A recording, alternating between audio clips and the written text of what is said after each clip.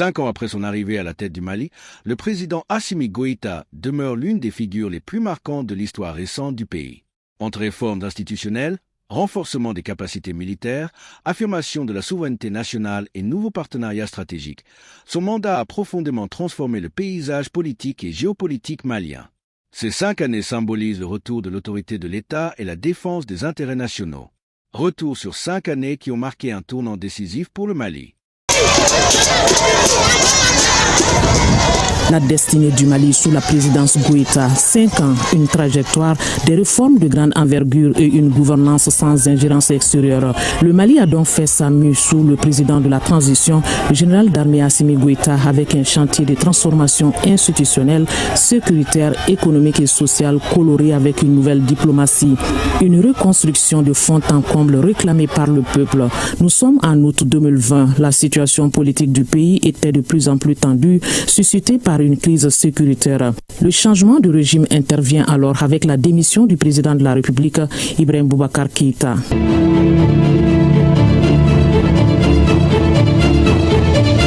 La transition prend le relais et redresse après un constat de changement de directive dans la conduite de l'État sous Bandao.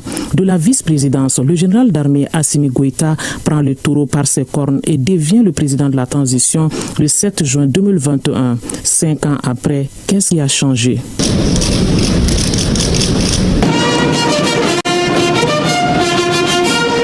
C'est un remodélage amorcé sur fond de réformes politiques et institutionnelles, une voie de refondation soutenue par des principes de gouvernance dans une logique de pleine souveraineté. Le président Goïta campe le décor et met la jeunesse au défi dès les premières heures de sa gouvernance. Aujourd'hui, je suis jeune au même titre que vous. Et si j'échoue, c'est toute la jeunesse malienne qui a échoué. Après consultation des forces vives de la nation à travers les assises nationales de la refondation, le soubassement de la réorganisation du Mali a été érigé sur papier. On suivi des réformes politiques et institutionnelles. Pour bien encadrer les actions, le Mali s'est doté d'une nouvelle constitution par référendum en 2023 sous Assimi Goïta, un support juridique qui ouvre la voie à l'officialisation des langues nationales, la création d'un Sénat, la reconnaissance des autorités traditionnelles. C'est l'acte fondateur du Mali nouveau. Sur le plan pénal, un nouveau code pénal et un nouveau code de procédure pénale ont été adoptés, modernisant un arsenal juridique vieillissant. Le programme national d'éducation aux valeurs, inspiré de la charte de Kouroukanfouga et des manuscrits de Tombouctou, a été lancé pour refonder le lien civique et patriotique. Sur le plan de la défense et de la sécurité, la première tâche a été consacrée à la reconstruction de l'armée pour faire face au terrorisme. Un militaire averti et maîtrisant le terrain pour avoir été au front, le chef suprême des armées a mis l'accent sur le recrutement massif, la formation et des équipements de pointe pour notre outil de défense nationale. L'État opérationnalise la militarisation de la police et de la protection civile. En 2026, le tableau a radicalement changé. Sur le plan matériel, la rupture avec la France et le basculement vers d'autres partenaires. La Russie, la Chine, la Turquie ont permis une modernisation accélérée de la flotte militaire. Des aéronefs de combat et de transport des troupes de dernière génération, des drones de combat ainsi que des radars ont été acquis pour la défense de notre patrie. De nouveaux camps avec un mémorial pour ceux qui sont tombés pour la patrie sont en cours de réalisation. Une maison des pupilles dédiée aux enfants de soldats tombés au combat.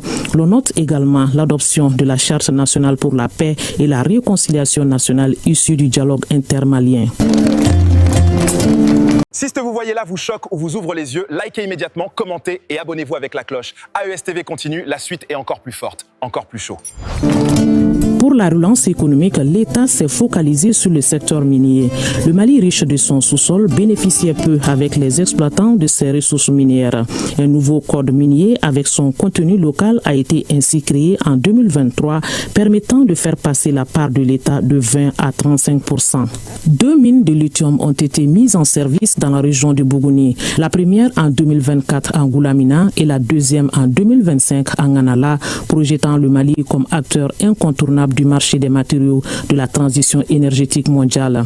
Les retombées économiques sont estimées à 1000 milliards de francs CFA sur une dizaine d'années d'exploitation pour chaque mine. Les premières productions ont déjà commencé à porter fruit. Le 12 mars 2026, le chef de l'État a remis 18,4 milliards de francs CFA aux collectivités territoriales dans le cadre du Fonds minier de développement. La Comatex, compagnie malienne de textile, et l'UMPP, usine malienne des produits pharmaceutiques, ont été relancés, ravivant 2 fleurons industriels. L'augmentation du salaire des fonctionnaires de l'État et des collectivités territoriales pour l'émergence du Mali dans les 40 prochaines années, la vision Mali 2063, un document prospectif, fait une projection avec des programmes spécifiques.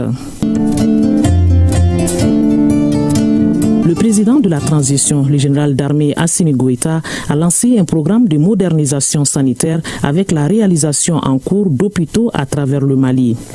Ce projet prévoit la construction de 15 nouveaux hôpitaux et la transformation des centres de santé de référence en hôpitaux de district. Le centre d'intelligence artificielle et de robotique du Mali, l'un des premiers du genre en Afrique de l'Ouest, est en construction. Le pacte de stabilité sociale et de croissance adopté en août 2023 pour la période 2023-2027 a structuré les relations entre l'État et les syndicats. À cet arsenal de solidarité se greffe celle présidentielle avec les œuvres sociales du président de la transition. Des centaines de fourrages, des kits alimentaires, motos pour personnes handicapées ont maintenu un lien de proximité entre l'institution présidentielle et les populations les plus vulnérables. Les chantiers de construction de la route de Kati et Koulikoro se poursuivent également. Pour pallier la crise énergétique dans un contexte difficile, plusieurs chantiers ont été engagés. La centrale solaire de Safo, en construction depuis mai 2024, fait partie d'un programme tripolaire avec Sanankoroba et Tchakadougou-Djalakoro destiné à réduire le déficit énergétique chronique du pays. Le Mali, le Burkina Faso et le Niger ont créé la Confédération des États du Sahel qui a aujourd'hui tous les supports de communication et ses programmes de développement. Pour une souveraineté totale, le Sahel met l'accent sur la défense, la diplomatie et le développement. Sur le plan de la défense et de la sécurité, la Confédération des États du Sahel a mis en route sa stratégie de défense commune coordonnant ses efforts militaires pour contrer toute velléité d'ingérence. La force conjointe de défense des États du Sahel est opérationnelle. En 5 ans, sur le compteur de la présidence Goïta, des acquis, mais des défis à relever, surtout en matière de sécurité. Une raison qui a fait remettre la casquette de combattant du président de la transition, désormais ministre de la Défense, pour faire face au terrorisme. Un combat qui se gagne avec le peuple. Notre peuple, debout et résilient comme jamais, triomphera de cette épreuve.